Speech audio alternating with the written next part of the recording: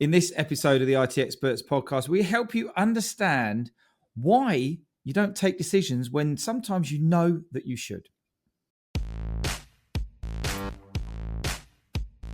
Welcome to the IT Experts podcast, the only podcast to help MSPs scale to 1 million, and if already there, get to 5 and go faster. At the end of the day, isn't it all about building a business that works for you rather than you for it? I hope you enjoy the show. So good morning, good afternoon, good evening. Welcome to the IT Experts podcast. In this amazing show, we have our incredible Julie Hutchison back in the house, our leadership coach at the MSP Growth Hub. Good morning, Julie. How are you doing today? Hello, I'm fabulous. Thank you. Great stuff. Just in case people don't know who you are, what you do, and who you help, why don't you tell them? Okay. Yeah. Hi, everyone. I am a team performance specialist. And so that means that everything that you need your people to do, I help you to make sure that happens, whether that be helping them directly or whether it be helping you to be the leader that you need to be so that they want to be in the room with you and they want to do the work and they can do the work. Fantastic. Doesn't that sound so simple? Julie is an integral part of the MSP Growth Hub, and we help our clients to understand this whole thing called leadership, right? How to get the most out of yourself, how to get the most out of your team. And today we're going to be talking about a really interesting subject. So you may have heard us talking before about getting out your own way, building confidence. Why don't I do this? And why don't I do that? And we're going to talk about something called imposter syndrome today, which some people may have, some people may not have, some people may have it and they don't know they've got it. But it's all about understanding why that sometimes you might be scared or fearful or not have the confidence in making a decision. You might hold back. You might procrastinate an awful lot. And the sad thing, that the reason that we're doing this show is because we see so many business owners and people like in life who you look at a year later and they go, oh, I wish I'd done that time. Look at the impact that would have made. Oh, I wish I'd done this. And oh, I wish I'd done that. And you all know that everybody's listening to this today saying, yes, I know a client who I wish that they'd made a decision quicker and now we've helped them, or they've been compromised and now we've helped them. They should have done it sooner and all this sort of thing. So we're going to help you to go and understand what it is, understand how it shows up and understand what to do about it, aren't we, Julie? For the shop, we'll call it imposter syndrome, but in reality, how does this show up in most people's lives? Yeah, I think all the training that I've ever done, I hate the word imposter syndrome because it's not a syndrome. You're not broken. It's not a problem for you. It is a problem, but it's not like you're not broken. And let's call it imposter syndrome. But imposter syndrome is basically something that over 70%, yeah, I've done it. I'm here. There's no question about it. And then other times you're like, I just can't seem to get past it. And so what imposter syndrome, for want of a better word, is that feeling of, oh, I'm not good enough. Maybe I shouldn't even be here. I don't know that I can do this. Everybody else is better than me, especially when you're in the room with your clients. We sit there in a group of all people who are wonderful MSPs, and they sit there looking at each other sometimes and think, why am I not doing this thing I need to do? Or why are they doing better than me? And so what we're looking at here is not whether you sold more than other people, not those risks, but what am I doing that's holding me back, the behaviors that I'm displaying that are getting in my way. And then you're right, it might be procrastination, it might be perfectionism, it might be avoiding opportunities or trying to get the next qualification. It might be all of those things, so behaviors that we do that stop us from just getting on with things, okay? But it's caused by us feeling anxious or confused or overwhelmed by things, that something's going on in our head, basically, that is making us feel that way. And so we might logically think that's a simple task. That's an easy thing to do. Why am I not doing it? And if we try to, what I call logicalize ourselves out of that, we're like, it doesn't make sense. Why am I not doing it? It's easy. And then often a coach might say, just do this. Yeah. Great old just. And then it doesn't happen. And you're still like, you find yourself like tidying your desk loads of times, or you find yourself coming back on a call and going, oh, I never did it. Oh, I don't know why. Oh, I'm just going to make sure and tweak this thing. And I'm not sure. And feeling not good enough, really, because Bob already did it and why can't I? And all of those feelings. And so what happens is that we then are stopping ourselves from making bold decisions. We're stopping ourselves from taking that action, or even maybe going for that really great client that we've always wanted and things like that. But it's not something that you can literally say, oh, just do that. The good old phrase, just do it. It doesn't apply because that doesn't happen, because what's happening is something inside that is stopping us, and it's not a logical thing. Is this sometimes the same as what we sometimes call fear of failure and fear of success? Is it the fear of looking silly to other people? It can include that, absolutely. If you think about, let's go take us back to Stone Age, let's say. Let's. Can you imagine us all running around? No, I can't. And I'm now starting to see things I want to unsee. In our Stuart little, with a spear, chasing a with our lion for dinner. I think we were probably before that bit. But the thing is, let's take ourselves back to that.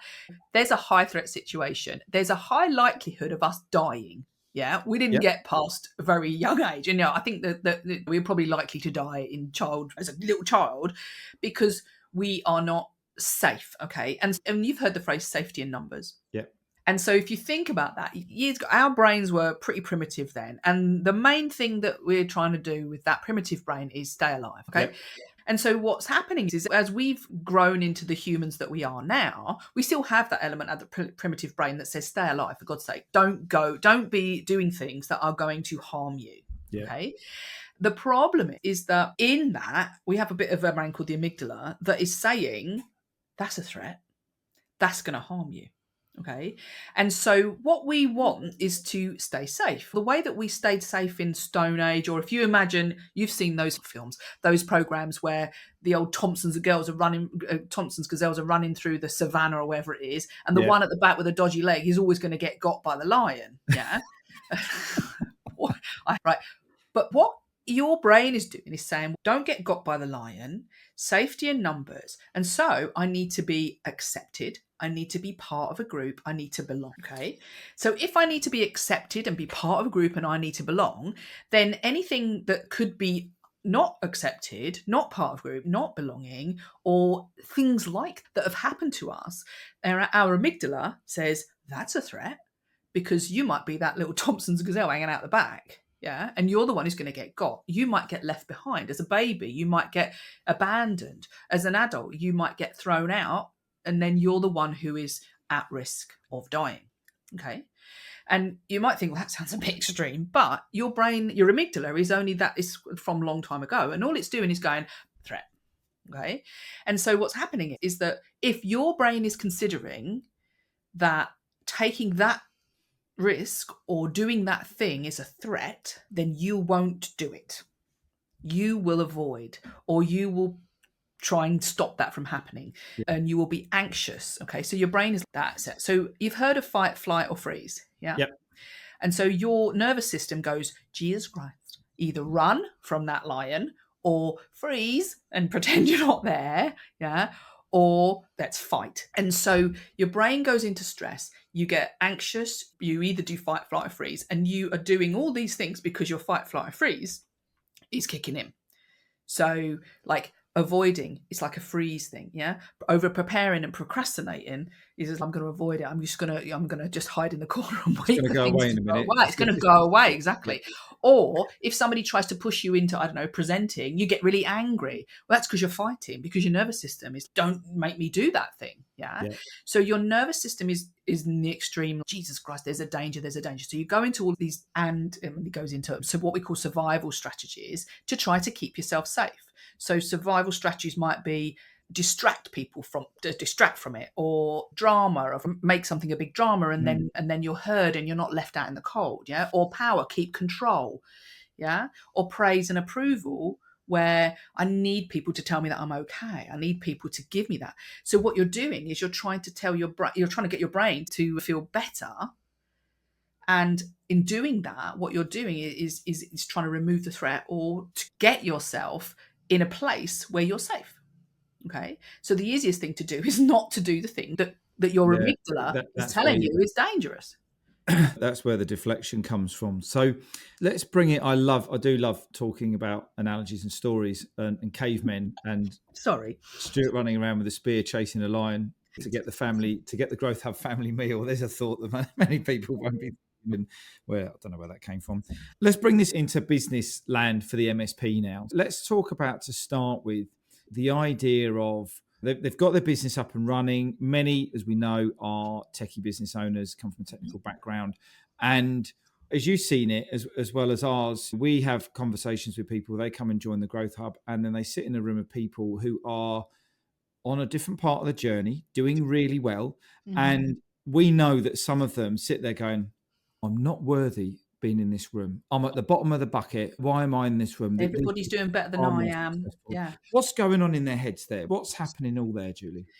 There'll be something for all of us, and we're not broken, but we experience things. And like I said, that amygdala is like, is this a threat? Threats come from when we were younger. So what's happening is somewhere in our brain, we're like, oh, you know, I'm only good enough if I'm successful. I'm only good enough if I'm top of the bunch, or I'm only good enough in this. And so we're just running strategies that stop us from taking those risks so that we don't fail, so that we don't look silly. So our brain is trying to protect us. That's all it's doing. It's just trying to protect us. Yeah. So when we say, oh, I don't feel like I'm meant to be here, there's something that we were probably told as a kid, oh, you've got curly hair, so people don't like us with curly hair, or I don't know, we come from a blue collar background, so people like us don't make money. That's a really limiting beliefs, isn't it, from parents? Limiting beliefs and things like that. So our belief that I'm only worthy if I am doing X, Y, or Z, and therefore we're going to protect ourselves from doing not X, Y, and Z. Yeah. And so all we're doing is protecting and hiding or distracting or trying to maneuver ourselves out of a painful, overwhelming, or anxious situation. And so we look at other people, and because of what we're told, or you're not like those people, or you can't do this, or whatever we were told when we were younger, and it could be from parents, it could be from your blooming teacher. Who do you think you are, trying to get above your station? All little phrases like this. People like us don't get those kind of things. And those things will be going on in people's heads, and they won't even be aware of it. They won't remember a lot of this stuff. They won't even really understand where it's coming from. They'll just have that feeling. Yeah. And so they'll sit there and just say, then just give themselves excuses because they're trying to protect how they feel. Are they trying to stand still where the lion run past and won't even notice me? Is that the kind of thing that's so let's think about it. In the room, like if you've got people saying, just do this, right? Fight, flight, or freeze. So they'll either stay quiet because they're frozen. They don't want to put themselves out there. So they don't want to, don't even want to ask a question because they don't feel they've got a right to ask the question. Or somebody challenges it and then they fight. So then they get really defensive. But I don't want to do that. Then I don't want to do that. And so what's showing up for people in business is they'll say, I don't want to do this, or no, that's not where I want to be. And the reality is it's because they feel very uncomfortable in having to go down that road. Yeah. Freeze or do nothing. Yeah.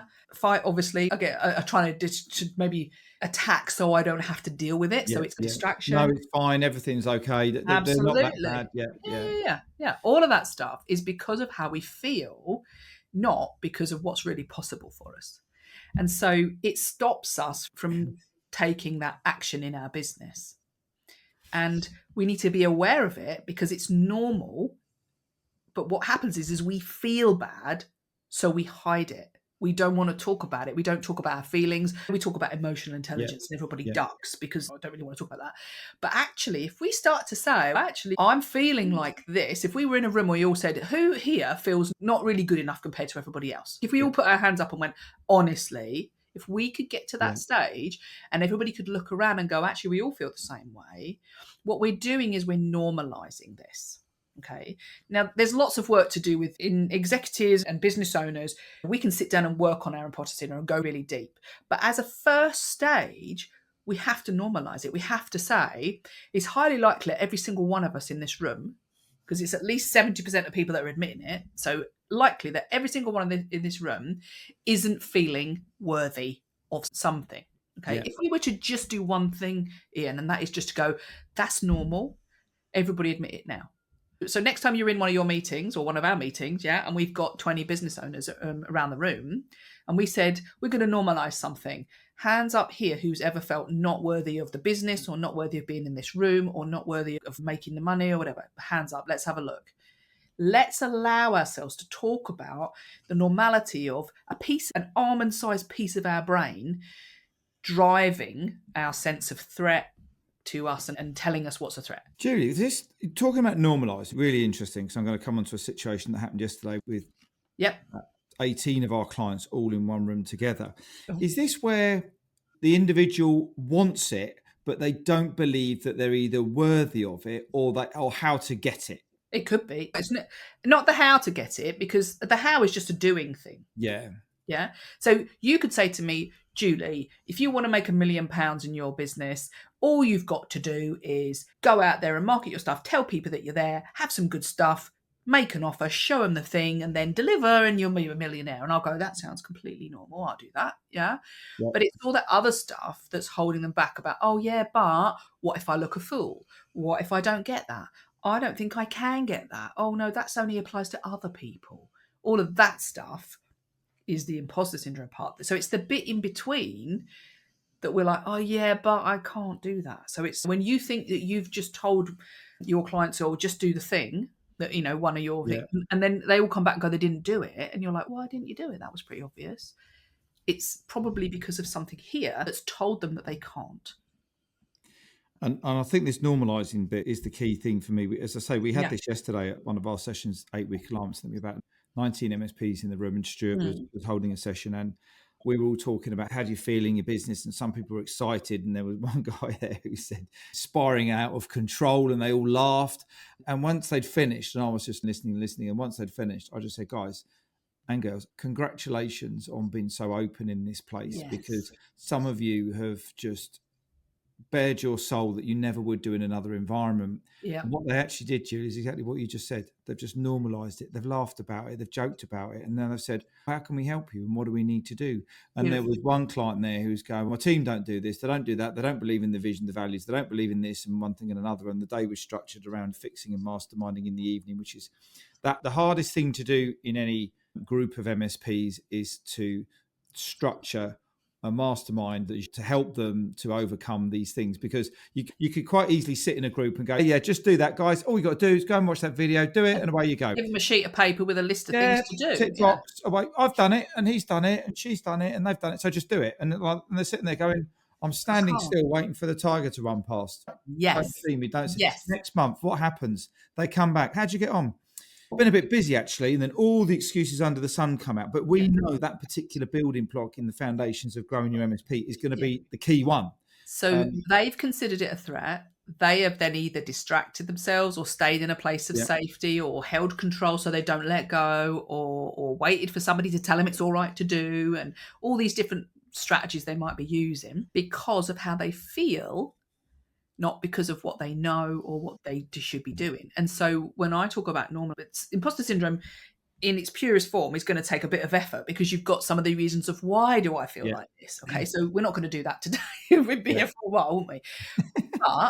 But I think in business, especially in groups like, the MSP Growth Hub, we have to be better, emotionally intelligent, to understand that this is a thing. Okay, and the thing is okay. And the thing is normal, because we all have I think there's one on either side. So we've all got these amygdala that are running. Is it a threat? Is it not? And if you have had an experience that made that thing a threat, like public speaking or needing or being rejected, as in like I'm rejected from the group, any of those things will impact on your decision making and your behavior in your business. So understanding that's a thing initially is amazing, because it's like a light bulb going off of, I don't even have to have fixed it, Ian, yet. Just to go identifying it and going, so what you're telling me is I'm not just a failure here. I'm not just really rubbish and I can't do it and I could never do it. What you're telling me is actually this is a normal human behavior, because my brain is telling me that's a threat. Yes. Oh. So immediately, if I know that's what's happening, then I can't fix why that is at the moment. But at least I'm seeing that, okay, so it isn't that I just could never do this. It's actually that something in my brain is telling me that's going to be dangerous for you. And the minute that you understand that, it's almost like, if you and me were sitting there and we come out of ourselves and we're looking in on ourselves and saying, what are they doing at the moment? What's going on for them at the moment? You're looking in, so you're dissociated from it. You're able to just look and go, it's like watching yourself on TV. You'd be like, oh, look at that. You can see that Bob is avoiding that because Bob feels unsafe with that. You can see, look at him, he's going a bit red and he's getting a bit frustrated and he doesn't want to answer the question there because that's making him uncomfortable. Yeah. And look at that, Ian is just telling him what to do and he's more and more uncomfortable. And we have to acknowledge, look, hey, hang on, you look a bit uncomfortable. It's probably something that your brain is considering a threat. Let's just open it up and make it less of a threat, and maybe just change the way we're looking at things, and we can start to make it more comfortable for people. And the way we make it comfortable, I think, in my opinion, initially, is by doing what you did yesterday, which is having a group of people who we prove this is normal because we're all feeling the same way. Yeah. Do you see what I mean? So you make things more comfortable by being open and saying, hang on a minute, I feel really uncomfortable about this. Can I just take a minute? Can I just breathe a second? Take stock. Take stock. And what we know, I talked about fight, flight, or freeze, that's our nervous system going into overdrive. So the initial thing we need to do is to bring that down. And one of those things that you're doing is talking about it. That is bringing down the energy, bringing down that, oh my God, I'm the only one and I'm in panic mode, let's say. Yeah. So talking about it, shaking out our energy, doing things that calm our biology. That's one of the phrases we use.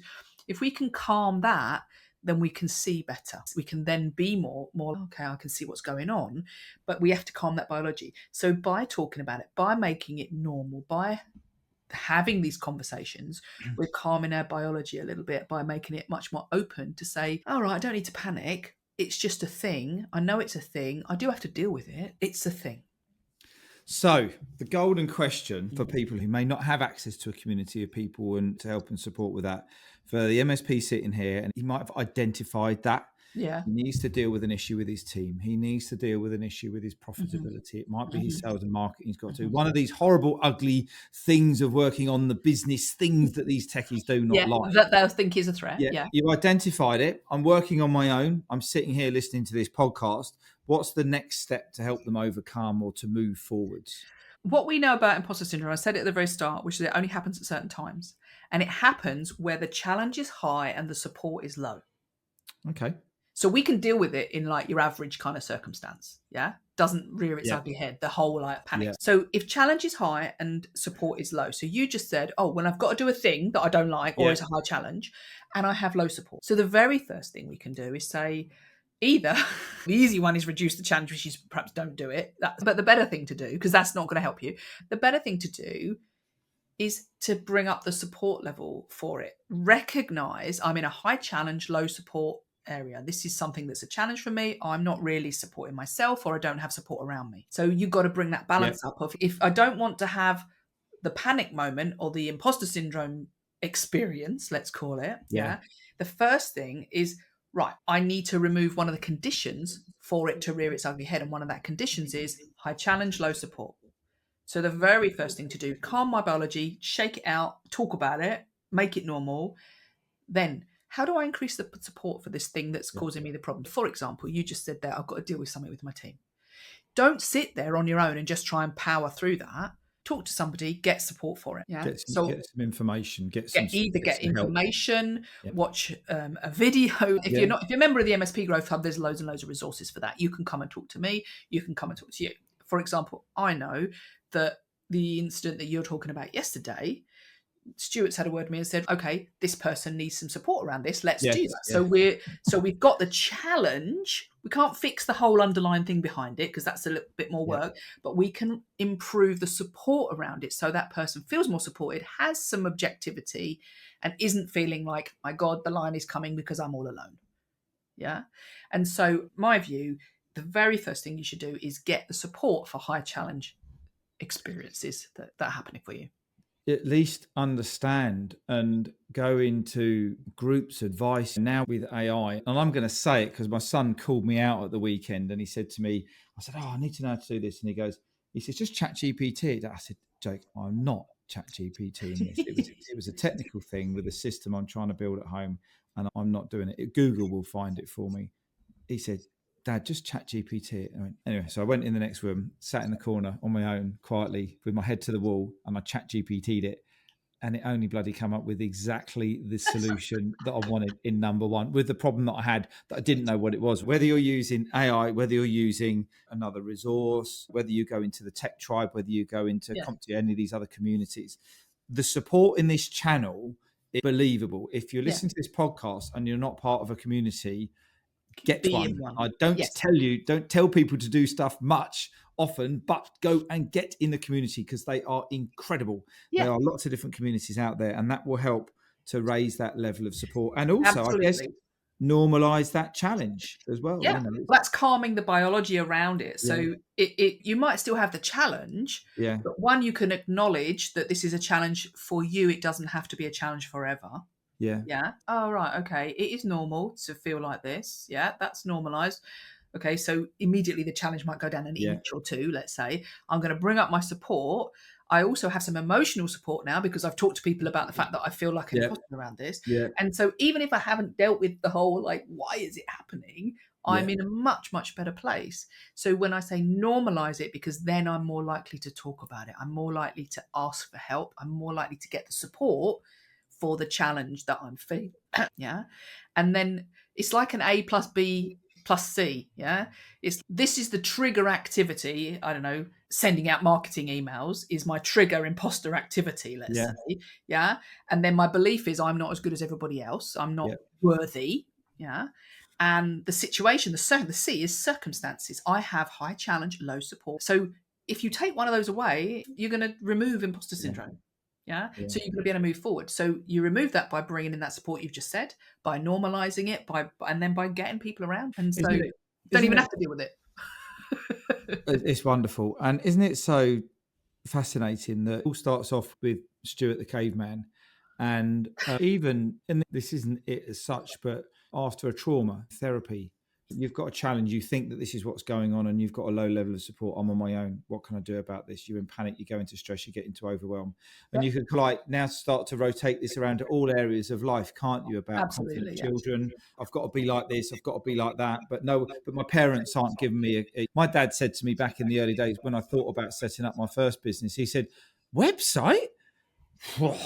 You don't need a website, Jake. That will cost you a fortune. Of course, my dad was an amazing marketeer, not. He was an amazing businessman, not. So I had to listen to him, not. And I did. And I didn't for long, because I was actually in a support group, a peer group of other entrepreneurs who were in the coaching area, and we all started to say, this is normalizing getting that support. I wanted to be the smallest guy in the room. Do you know what I mean? And what you just said there's really interesting, because what's happening is we're listening to things in our mind from experiences that happened when we were probably about 4. Absolutely. And it's do we really, if we were to logicalize that part, do you actually really want to listen to your 4-year-old self, or do you want to listen to your dad, or that doesn't even know what an MSP is? Or there's all sorts of things that we learn as kids, whether we learn them from our mates, our teachers, our parents, things that happen to us. They're not even a thing, but it's got lodged in your brain about what you can or can't do.